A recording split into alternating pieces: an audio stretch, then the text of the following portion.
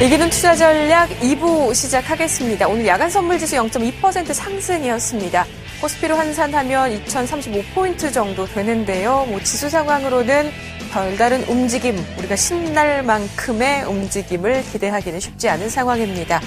중국 연휴가 일단 앞두고 있고요. 아무래도 시장의 에너지는 그쪽으로 조금 쏠릴 수밖에 없을 거라는 생각이 듭니다.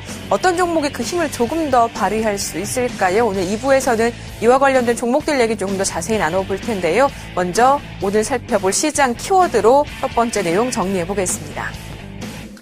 자, 주말 동안의 뉴욕 증시에서는 지표가 호재 역할이 됐습니다. 2분기 GDP 확정치가 공개가 됐고요.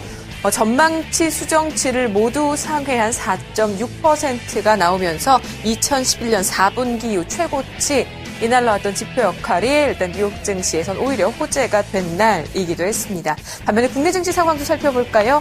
2030선에서 코스피 지수 여전했고요. 코스닥 지수도 580선 아래에서 쉬어가는 상황이었습니다. 지난 한 주 매일매일 길게만 느껴지고 지수는 참 재미없었던 한 주였다라는 생각이 듭니다. 그 가운데 전체적인 수급 상황 다음 상황에서 살펴보겠지만 선물 시장 외국인이 5일 만에 매수 전환했다라는 부분은 충분히 의미를 둬도 되지 않을까라는 생각이 듭니다.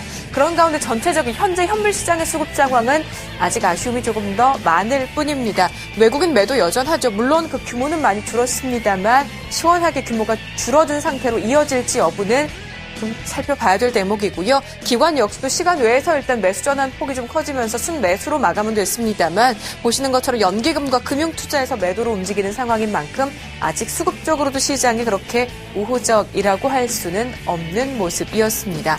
자, 이 가운데 특징적인 종목들 얘기도 함께 좀 해볼까요? 삼성 관련된 얘기를 많이 하고 있습니다만 삼성전자의 실적 부진 여파가 최근에 삼성 SDI, 삼성전기까지 흘러갔었죠. 반면에 애플 관련 종목으로 LG 디스플레이가 큰 변동성을 보이면서 등락을 거듭하고 있는 상황입니다.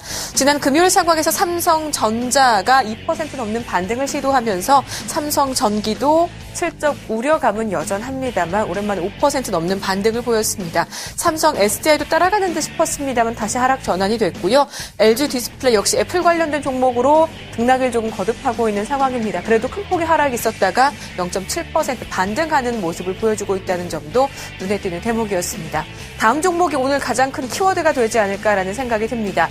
중국 소비 관련주의 대장주로 화장품 관련 종목이 강하게 움직였습니다. 이러다가 쉬어가는 모습들이 연출이 됐었죠. 그 선두에 있었던 아모레퍼시픽과 한국 화장품 등이 차례로 쉬어가는 모습이었는데요. 지난주 금요일 아모레퍼시픽이 사상 최고가를 다시 한번 써주는 등 힘을 받기 시작했습니다. 아모레퍼시픽이 3.88% 상승이고요. 한국 화장품 0.7%, 코스맥스 한국콜마도 3% 가까운 상승을 보여줬습니다. 국경절 연휴 앞두고 중국 소비 관련 종목들 다시 한번 힘을 받을 수밖에 없는 시나리오입니다. 어떤 섹터가 가장 큰 힘을 발휘하게 될지 오늘 그 지속 여부 화장품 관련 종목들 꼭 체크해 보시길 바랍니다.